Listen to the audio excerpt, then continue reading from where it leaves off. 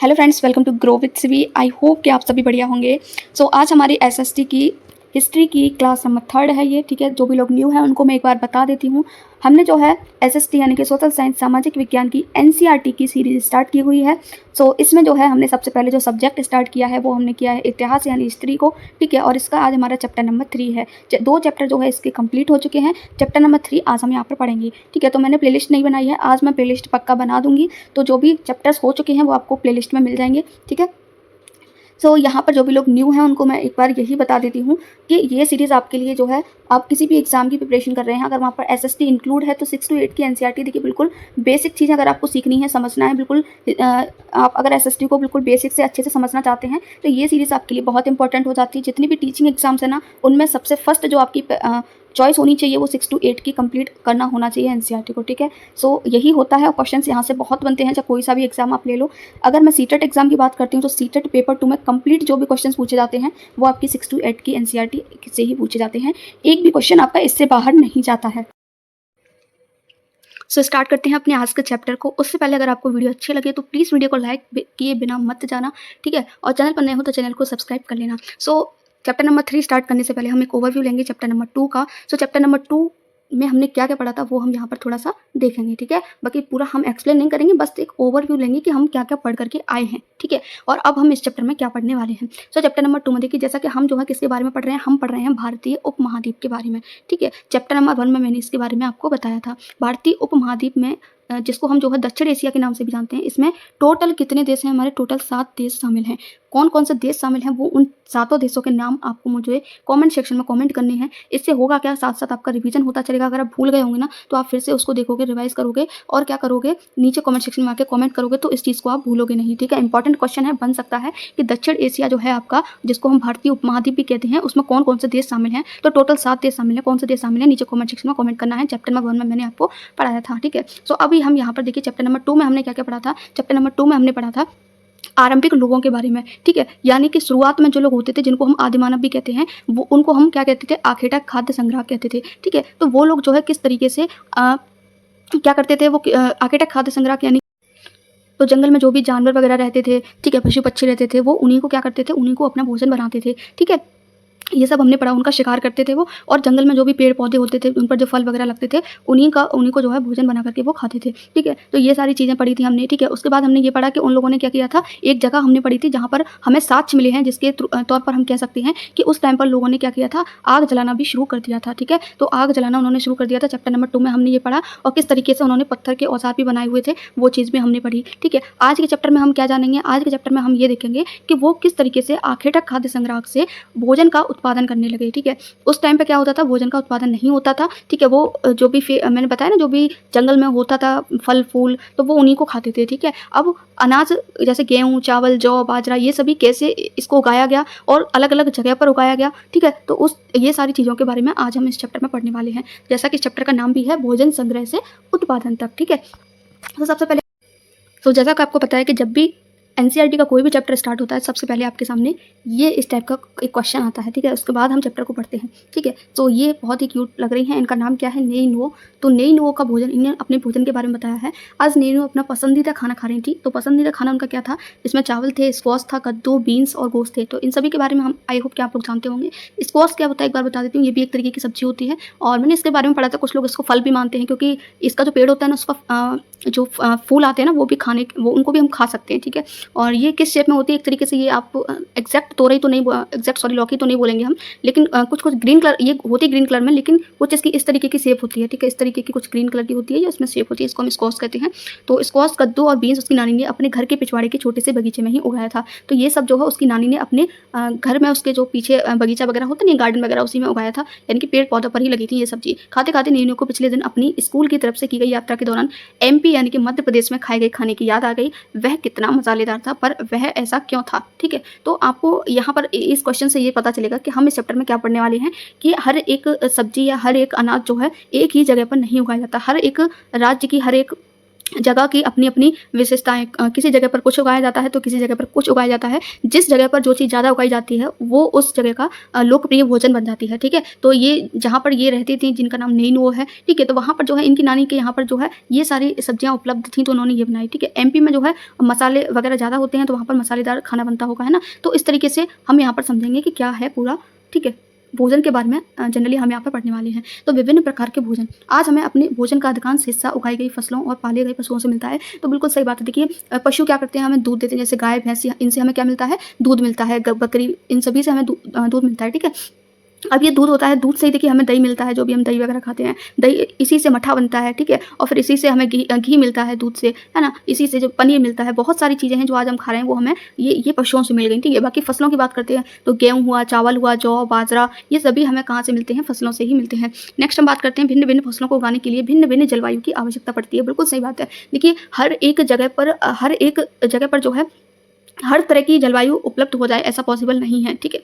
हर एक जगह पर अलग-अलग जो है जलवायु होती है और उसी के अनुसार जो है खेती वगैरह की जाती है। जैसे अगर मैं धान की खेती की बात करती हूँ, धान की खेती के लिए गेहूँ या जौ की तुलना में ज़्यादा पानी की ज़रूरत पड़ती है। यानी कि अगर आप गेहूँ और जौ की बात करते हो तो उससे ज़्यादा धान यानी कि चावल की खेती के लिए पानी की बहुत ज़्यादा नीड होती है, ठीक है? इसलिए हम देखते हैं कि किसान विशेष क्षेत्रों में ही उगाते हैं। तो जहाँ पर जो फसल जो है जिस क्षेत्र के अकॉर्डिंग है उगाई जा सकती है, उसी क्षेत्र में उगाई जाती है। यही नहीं, पशुओं को भी अपने अनुकूल वातावरण की आवश्यकता होती है। ये इसी तरीके से पशुओं का होता है, ठीक है? जिस तरीके से फसलों का होता है उसी तरीके से पशुओं का भी होता है। वो भी अपने अनुकूल वातावरण की तरह जो जगह हैं उन पर रह सकते हैं। किसी को ज़्यादा अच्छे जो है ठंडे मौसम में, बर्फीले मौसम की ज़रूरत होती है किसी जानवर को, और किसी को जो है एक अनुकूल है, तो जिसको जो मौसम जो है सूट करता है वो उसी मौसम के अकॉर्डिंग जो है रहता है। उदाहरण के तौर पर हम देख सकते हैं कि सूखी और पहाड़ी जलवायु में मवेशियों की तुलना में भेड़ या बकरी अधिक सहजतापूर्वक जीवित रह सकते हैं। तो जो पहाड़ी एरिया होते हैं वहाँ पर जो है उनके लिए सूटेबल होता है, किसके लिए, भेड़ और बकरी के लिए। और जैसा कि तुमने अध्याय 2 में पढ़ा है, स्त्री पुरुषों ने अपने भोजन का उत्पादन हमेशा नहीं किया,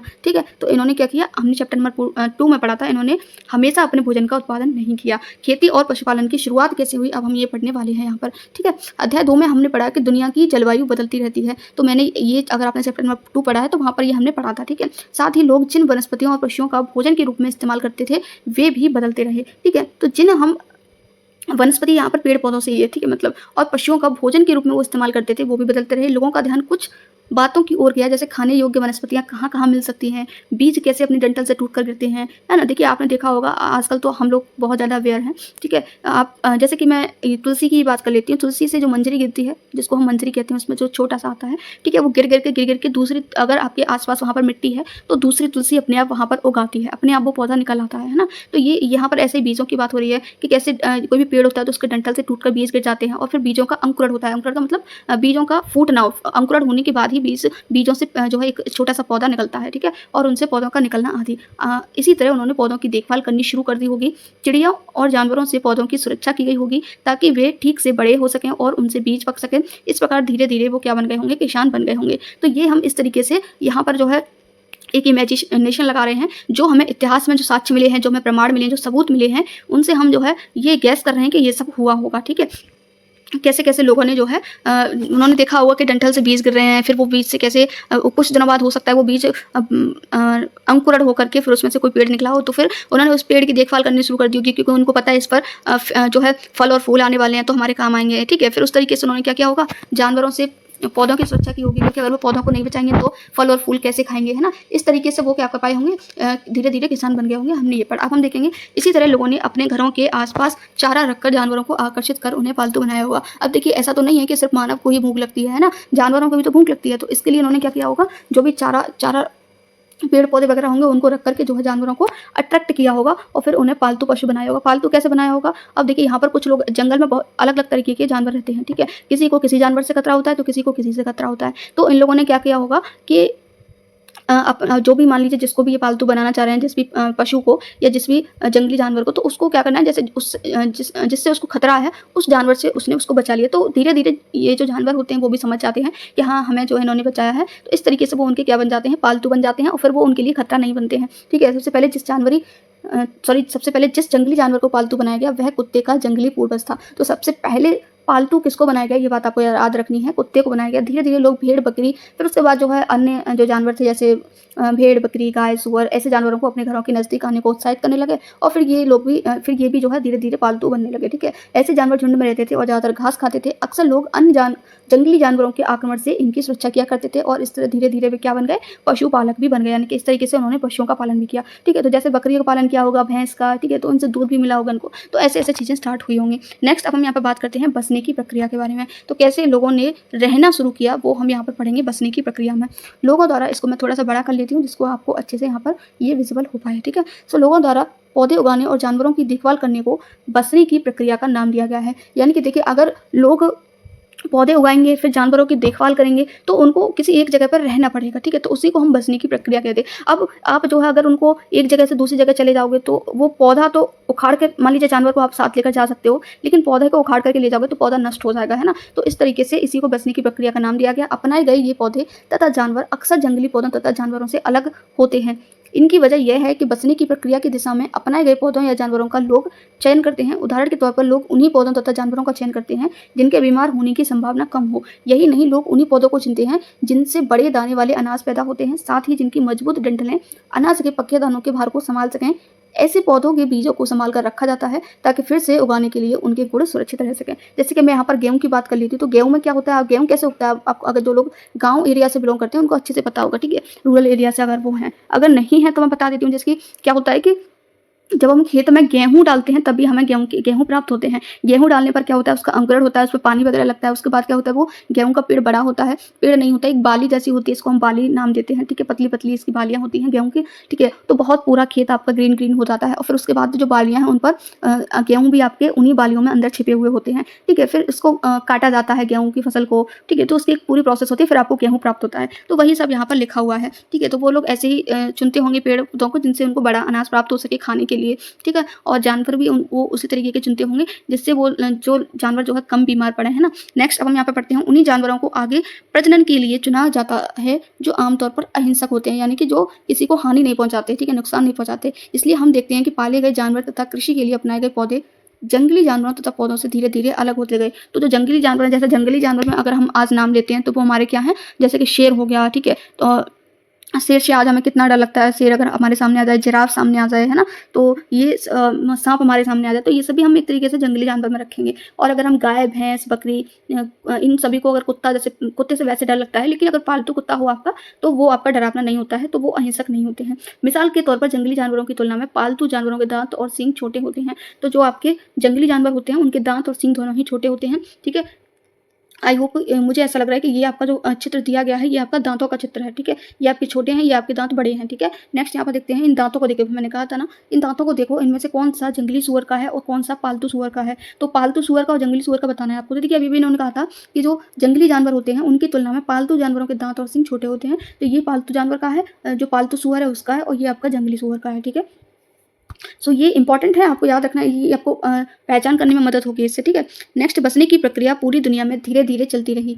यह करीब 12,000 साल पहले शुरू हुई थी। ये प्रक्रिया कब शुरू हुई, 12,000 साल पहले। वास्तव में आज हम जो भोजन करते हैं, देखिए आज हम क्या खाते हैं, आज हम गेहूं का, मोस्टली जो लोग हैं वो देखिए चावल खाते हैं। ठीक है, चावल खाते हैं, गेहूं की जो रोटियां होती हैं वो खाते हैं, बाजरे की रोटियां खाते हैं, मक्का को हम खाते हैं। ठीक है, वो इसी बसने की प्रक्रिया की वजह से है। तो आज हम जो भोजन वगैरह करते हैं वो इसी वजह से पॉसिबल हुआ है, इस बसने की प्रक्रिया की वजह से। रहने की प्रक्रिया, बसने का मतलब रहना किसी जगह पर। कृषि के लिए अपनाई गई सबसे प्राचीन फसलों में गेहूं तथा जौ आते हैं। उसी तरह सबसे पहले पालतू बनाए गए जानवरों में कुत्ते के बाद भेड़ बकरी आते हैं। तो ये आपको याद रखना है, सबसे पहले जो फसलें उगाई गई थी वो आपकी गेहूँ और जौ हैं। ठीक है, और उसके बाद अगर हम पालतू पशु की बात करते हैं तो उसमें सबसे पहले आपका कुत्ता आता है, और कुत्ते के बाद आपकी भेड़ और बकरी को जो है पालतू पशु बनाया गया। अब यहाँ पर बात कर लेते हैं एक नवीन जीवन शैली के बारे में। तुम किसी पौधे के बीज को बोकर देखो, तुम पाओगे कि इसे विकसित होने में कुछ वक्त लगता है। बिल्कुल सही बात है। अगर आप जो है कुछ किसी पौधे को उगाना चाहते हो, उसका बीज लेकर के आप मिट्टी में गाड़ोगे, ठीक है, मिट्टी में उसको दबाओगे, दबाने के बाद उसमें आप धीरे धीरे पानी दोगे, तो ऑब्वियसली उसमें फिर अंकुर होगा, उसका धीरे धीरे छोटा पौधा निकलेगा, फिर थोड़ा बड़ा होगा, फिर थोड़ा बड़ा होगा।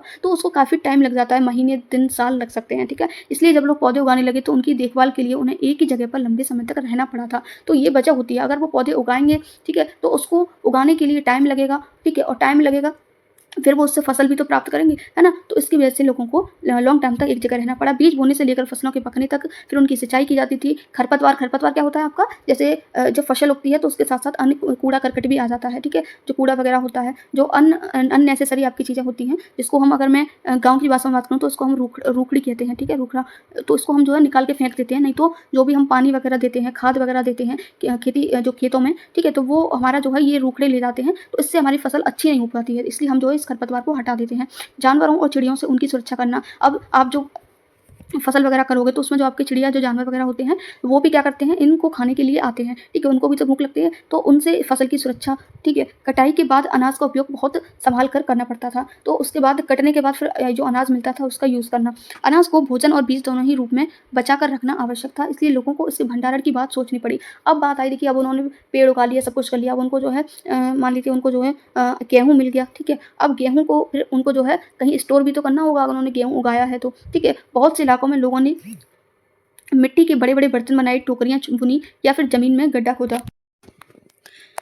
तो यहाँ पर देखिए आजकल तो देखिए बहुत सारे चीज़ें हैं स्टोर करने के लिए, टैंक वगैरह आ जाते हैं बहुत बड़े-बड़े, जिनमें आप अनाज स्टोर कर सकते हो, या आजकल तो हमारे पास घर भी इतने बड़े-बड़े हैं कि हम किसी रूम में ही अपना अनाज रख सकते हैं, ठीक है? ड्रम वगैरह ले सकते हैं, बहुत सारी चीज़ें। लेकिन पहले ये सारी चीज़ें नहीं थी, तो पहले लोगों ने मिट्टी के बर्तन बनाए, उनमें रख के टोकरी वगैरह बुनी, ठीक है? और उसके बाद जो है ज़मीन में गड्ढा खोदा, जहाँ पर वो जो है अनाज को स्टोर कर पाएँ। क्या तुम्हें लगता है कि शिकारी या भोजन संग्रह करने वाले बर्तन बनाते और उनका प्रयोग करते होंगे? अपने जवाब का कारण बताओ, ठीक है? तो ये आपके लिए है क्वेश्चन, आप सोचिए इस पर।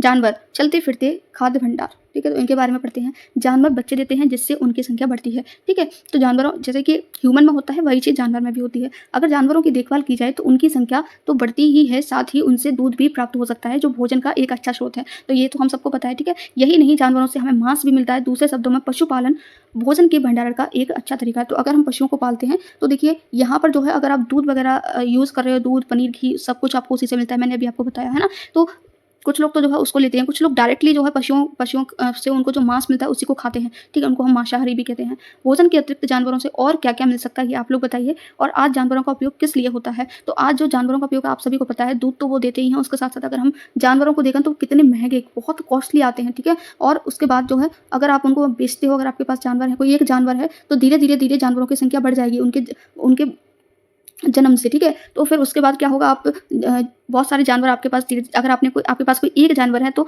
कुछ ही सालों में आपके पास जो है और भी बहुत सारे जानवर उसी एक जानवर से हो जाएँगे, ठीक है? उसके बाद आपका इनकम का एक अच्छा स्रोत हो सकता है ये। आप ज़्यादा दूध मात्रा में ले सकते हो, दूध को बेच सकते हो, है ना? बहुत सारी चीज़ें हैं, ठीक है? जिनसे आप बेनिफिट ले सकते हो। आओ आरंभिक कृषकों और पशुपालकों के बारे में पता करें। अब जो आरंभिक कृषि है और जो पशुपालक थे, जो पशुओं को पालते थे, उनके बारे में देखते हैं। मानचित्र 2 पृष्ठ संख्या 14 देखो, क्या तुम्हें कई नीले वर्ग दिख रहे हैं?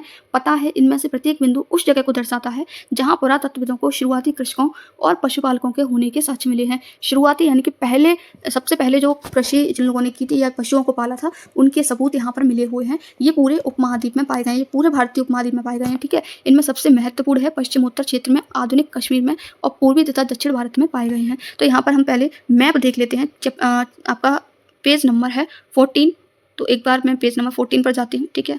थोड़ा-सा वेट करिए आप लोग। तो हम आ गए यहाँ पर पेज नंबर 14 पर, और जैसा कि उसमें कहा गया था कि ब्लू कलर के स्क्वायर में जो प्लेसेस हैं, तो वो हैं, देखिए हमारा मेहरगढ़ है, बुर्ज होम है, महागढ़ा है, ठीक है? चिरांद है, दाऊसली हेडिंग है, आपका हल्तूर है, पय्यमपल्ली है। ये मैप हम ऑलरेडी देख चुके हैं, चैप्टर नंबर 2 में ऐसा आई थी, ठीक है? तो अब हम यहाँ पर देखते हैं, अपना उसी पर आते हैं जो इसमें कहा गया है, ठीक है? सो अभी इसमें कहाँ पर चल रहे थे हम? जानवर चलते फिरते हो चुका हेडिंग, उसके बाद हम यहाँ पर आए थे, ठीक है? तो शुरुआती कृषकों और पशुपालकों के होने के साक्ष्य मिले हैं इन जगहों पर, ठीक है?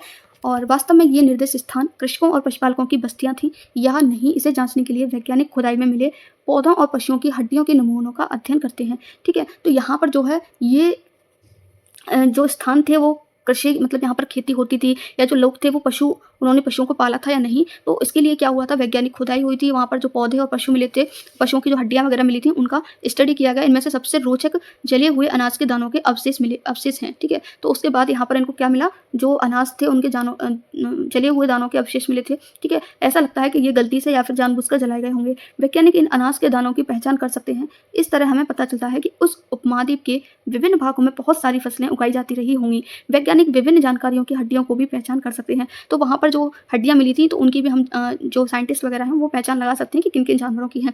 नीचे की तालिका से तुम यह जान सकती हो कि कहाँ-कहाँ अनाजों और पालतू जानवरों की हड्डियों के अवशेष मिले हैं। तो कहाँ पर अनाज और हड्डियाँ हमको मिली हैं वो हम बात करेंगे। तो सबसे पहला जो स्थान है वो हमारा मेहरगढ़, जो हमारा कहाँ पर है, आधुनिक पाकिस्तान में, ठीक है। तो यहाँ पर हमें क्या-क्या मिला है, गेहूँ, जौ, ये हमें अनाज मिले हैं और हड्डियाँ मिली हैं किन-किन जानवरों की, भेड़, बकरी और मवेशी की, ठीक है। नेक्स्ट हम यहाँ पर बात करते हैं कोल्ड हवा, जो कि आपका आधुनिक उत्तर प्रदेश में है, यूपी में है, ठीक है। इसमें आपका जो है चावल के अनाज मिले हैं और जानवरों की हड्डियों के टुकड़े मिले हैं। नेक्स्ट हम महागढ़ा की बात करते हैं, जो कि आपका यूपी में ही है। यहाँ पर आपको चावल की अनाज मिला है, ठीक है, और मवेशी मिट्टी पर खुरों के निशान मिले हैं मवेशी के, ठीक है। गुफ्त काल की अगर हम बात करते हैं तो इसमें आपका गेहूँ मिला है और दलहन मिली है। अगर हम बुर्ज होम की बात करते हैं जो आपका कश्मीर में है, तो यहाँ पर आपका गेहूँ, दलहन और आपका जो है कुत्ते, मवेशी, भैंस, भेड़, बकरी, इन सभी का हड्डियाँ मिली हुई हैं। नेक्स्ट हम चिरांद की बात करते हैं जो आपका बिहार में है, ठीक है। तो यहाँ पर आपका गेहूँ, हरे चने, जौ और आपका भैंस और बैल भी मिले हैं, ठीक है। तो ये बहुत ज़्यादा इंपॉर्टेंट हो जाएगा आप लोगों के लिए ये चार्ट, इसको याद रखना, ठीक है। नेक्स्ट आपका आंध्र प्रदेश में है, हल्लूर प्लेस है। यहाँ पर आपका ज्वार, बाजरा, मवेशी, भेड़, बकरी, इनके क्या मिली, हड्डियाँ मिली हैं। यहाँ पर पय्यमपल्ली की बात कर लेते हैं जो आपका कहाँ पर है, आंध्र प्रदेश में है। यहाँ पर आपका काला चना मिला, ज्वार, बाजरा मिला। इसके अलावा मवेशी, भेड़, सूअर की यहाँ पर हड्डियाँ मिली, ठीक है। जिन जगहों पर अनाज तथा हड्डियों के अवशेष मिले हैं ये उनमें से सिर्फ कुछ ही हैं, तो ये कुछ ही नाम दिए गए हैं, इसका मतलब इसके अलावा और भी जगह थी, ठीक है। नेक्स्ट अब हम यहाँ पे बात कर लेते हैं स्थायी जीवन की ओर। स्थायी मतलब परमानेंट जीवन की ओर। तो पुरातत्वविदों को कुछ पुरास्थलों पर झोंपड़ियों और घरों के निशान मिले हैं, ठीक है। जैसे कि अगर मैं परमानेंट, जैसे कि अगर आज हम लोग रह रहे हैं तो वो हमारे लिए क्या है, एक स्थायी जीवन है, एक परमानेंट जीवन है। ऐसा नहीं है कि हम एक जगह से तुरंत दूसरी जगह जा रहे हैं। आदि मानव लोग यही तो करते थे, एक जगह से दूसरी जगह, कभी दूसरी जगह से तीसरी जगह, ठीक है। तो फिर लोग स्थायी कैसे हुए उस चीज़ के बारे में अब यहाँ हम पढ़ने वाले हैं, ठीक है। इससे तो पुरातत्वविदों को इसके बारे में क्या मिले, कुछ पुरास्थलों पर झोंपड़ी और घरों के निशान मिले हैं। जैसे कि बुर्ज होम, जो कि आपका कहाँ पर है, कश्मीर में है। बुर्ज होम के लोग गड्ढे के नीचे घर बनाते थे, ठीक है, जिन्हें गर्तवास कहा जाता है। तो इंपॉर्टेंट है, इसको राइट कर लेना अगर आप नोट्स बना रहे हैं तो, ठीक है।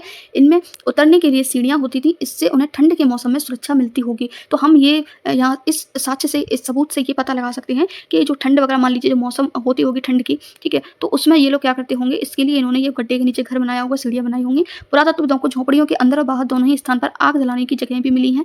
ऐसा लगता है कि लोग मौसम के अनुसार घर के अंदर या बाहर खाना पकाते होंगे। तो उनको जो है, देखिए, अंदर घर था, ठीक है, गड्ढे के अंदर, और बाहर उनको क्या मिले हैं, जो जले, आग जलाने के बाद जो राख वगैरह रह जाती है ना, वहाँ पर वो मिली होगी, या फिर जो जगह है वो जली हुई होंगी, ठीक है। उससे हम पता लगा, जो लोग हैं वो क्या कर रहे होंगे, कभी मान लीजिए गर्मी है तो बाहर आ गए वो, कभी सर्दी है तो वो अंदर घुस गए घर के, ऐसा, ठीक है। तो एक गर्तवास का चित्र बनाओ, ठीक है, ये आपके लिए है। बहुत सारी जगहों से पत्थर के औजार भी मिले हैं। इसमें से कई ऐसे हैं जो पुरापाषाण युगीन उपकरणों से अलग हैं, इसलिए इन्हें नवपाषाण युग का माना गया है। तो पुरापाषाण युग में कौन कौन से औजार मिले थे वो सभी मैंने आपको बता रखा है, चैप्टर नंबर 2 में, इंपॉर्टेंट है, वहाँ से क्वेश्चन पूछा जाता है। अब जो और हमें पत्थर के औजार मिले उनको हमने जो है किस युग में रखा है, नवपाषाण युग में रखा है। इनमें वे औजार भी हैं जिनकी धार को और अधिक बिना करने के लिए उन पर पॉलिश चढ़ाई जाती थी। ओखली और मूसल का प्रयोग अनाज तथा वनस्पतियों से प्राप्त अन्य चीज़ों को पीसने के लिए किया जाता था, ठीक है। तो इनके ओखली और मूसल का तो पता ही होगा आपको, ठीक है, इनसे क्या होता है, अनाज वगैरह पीसे जाते थे, ठीक है। आज हज़ारों साल बाद भी ओखली और मूसल का प्रयोग अनाज पीसने के लिए किया जाता है। हो सकता है आप लोगों के यहाँ नहीं किया जाता हो, लेकिन आज भी कुछ जगह ऐसी हैं जहाँ पर इनका यूज़ किया जाता है। हमारे यहाँ तो क्या है, चक्की वगैरह है जहाँ पर आटा वगैरह पिस जाता है, ठीक है। या फिर आजकल तो पिसना का भी जो है झंझट नहीं है, आप जो है रेडीमेड हम लोग जो है यूज़ कर रहे हैं पिसा हुआ, ठीक है। उसी तरह प्राचीन प्रस्तर युगीन औजारों का निर्माण और प्रयोग लगातार होता रहा। कुछ औजार हड्डियों से भी बनाए जाते थे। नेक्स्ट हम यहाँ पे बात कर लेते हैं, ये आपका क्या दे रखा है, नवपाषाण युग के कुछ उपकरण हैं। तो ये आपके नवपाषाण युग के कुछ उपकरण हैं, ये आपको दे रखे हैं। इसकी तुलना में पृष्ठ 13 पर दिखाए गए उपकरणों से करो, यानी कि जो पुरापाषाण काल में थे उनसे आपको कंपेरिजन करना है, ठीक है।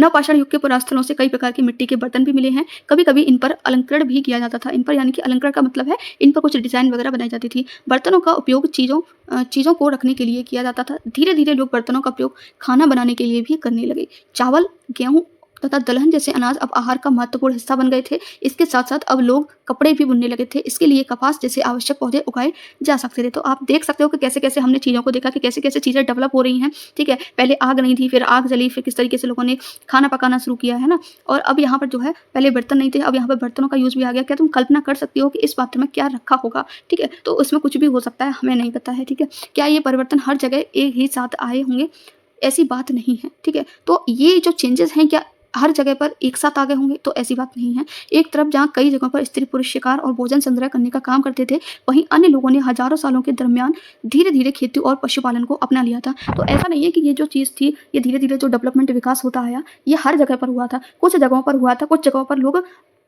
जब ये हुआ था उस टाइम पर भी लोग जानवरों का शिकार करते थे और जो है जैसा कि हमने शुरुआत में पढ़ा था, जंगल से ही जो है फल फूल का आपका जो है क्या करते थे, संग्रह करते थे। बहुत जगह लोग मौसम के मुताबिक बदल-बदल कर अपनी जीविका चलाया करते थे, ठीक है। अन्य रीति-रिवाज, तो क्या रीति-रिवाज हैं वो हम देख लेते हैं। पुरातत्वविद बहुत स्पष्ट रूप से इस बारे में कुछ नहीं कह सकते। विद्वानों ने ऐसे किसानों का अध्ययन किया है, इनमें प्राय कृषक और पशुपालक समूह रहते हैं, जिन्हें जनजाति कहते हैं। तो जनजाति किसे कहते हैं?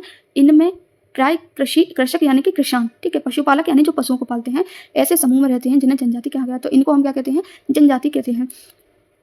विद्वानों ने पाया है कि ये लोग कुछ ऐसे रीति रिवाजों को मानते हैं जो संभवतः पहले से ही प्रचलित हैं। तो ये इस तरीके से हम रीति रिवाज के बारे में जान सकते हैं। जनजाति क्या होती है? तो प्राय जनजाति के लोग छोटी छोटी बस्तियों में रहते हैं। ज़्यादातर परिवार एक दूसरे से संबंधित होते हैं और इस तरह के परिवार के समूह मिलकर जनजाति का निर्माण करते हैं। तो आपको यहाँ से पता चला कि जनजाति क्या होती है, ठीक है। तो जनजाति के जो लोग होते हैं, जनजाति जो होती है तो वो पर एक तरीके से परिवार होता है, जहाँ पर जो लोग होते हैं वो एक दूसरे से रिलेटेड ही होते हैं, ठीक है। तो यहाँ पर एक तरीके से समूह बन जाता है, ग्रुप बन जाता है लोगों का, उसको हम जनजाति कहते हैं और ये छोटी छोटी बस्तियों में रहते हैं। जनजाति के सदस्य शिकार, भोजन संग्रह, खेती, पशुपालन, मछली पकड़ने जैसे पेशे अपनाते हैं।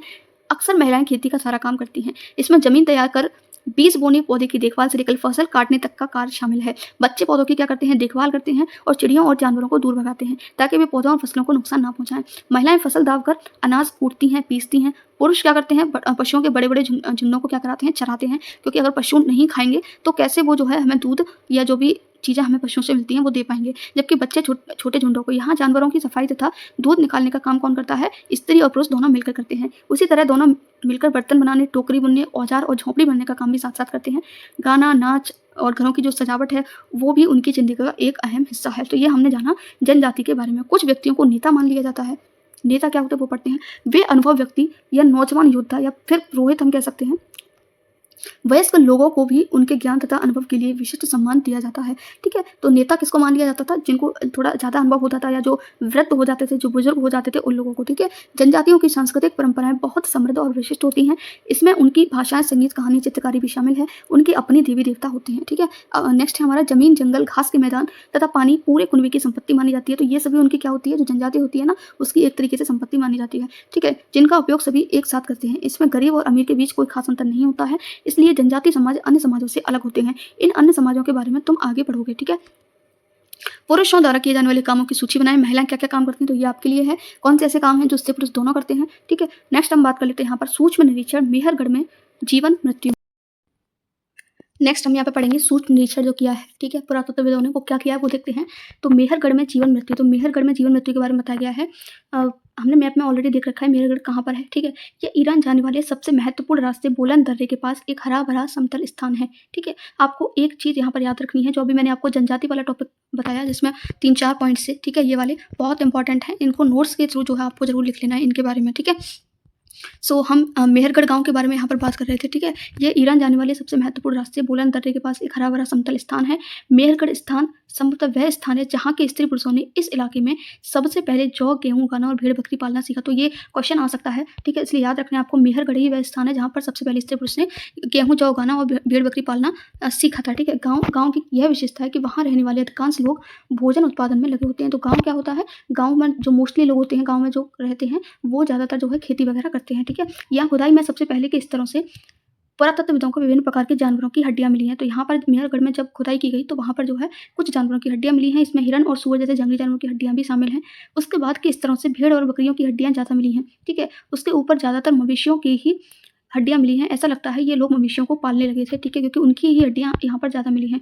मेहरगढ़ में इसके अलावा चौकोर तथा आयताकार घरों के अवशेष भी मिले हैं, ठीक है। तो यहाँ पर क्या मिले हैं? चौकोर और आयताकार घर भी यहाँ पर मिले हैं। प्रत्येक घर में 4 या उससे ज़्यादा कमरे हैं, जिनमें से कुछ संभवतः भंडारण के काम आते होंगे। भंडारण मतलब जैसा कि मैंने आपको बताया था कि जो अनाज वगैरह है वो स्टोर यहाँ पर कर लिया जाता होगा, ठीक है। तो ये कुछ यहाँ पर अवशेष मिले हैं। लोगों के पास घर भी मिले हैं, ठीक है, जिनमें 4 कमरे थे, ठीक है। पहले और ये इसको बाद में पढ़ेंगे, ठीक है। पहले इसको देखते हैं। मृत्यु के बाद सामान्यतः मृतक के सगे संबंधी उसके प्रति सम्मान जताते हैं। लोगों की आस्था है कि मृत्यु के बाद भी जीवन होता है। तो ये मेहरगढ़ के लोग मतलब ऐसा मानते थे कि मरने के बाद भी इंसान में जीवन होता है, इसलिए कब्रों में मृतकों के साथ कुछ सामान भी रखे जाते थे। तो जब उनकी कब्र बनाई जाती थी मरने के बाद, ठीक है, तो वहाँ पर मेहरगढ़ में ऐसी कई कब्रें मिली हैं। जिस एक कब्र में मृतक के साथ एक बकरी को भी दफनाया गया था, ठीक है। तो इससे इन लोगों ने गैस किया है कि ये लोग जो है कुछ सामान भी रखते थे, ठीक है। संभवतः ऐसे परलोक में मृतक के खाने के लिए ही रखा गया होगा, हम ऐसा यहाँ पर अनुमान लगाते हैं पुरातत्वविद, ठीक है। सो यहाँ पर जो है आप देख पा रहे हैं ये कब्र है और ये कब्र में ये किसी व्यक्ति का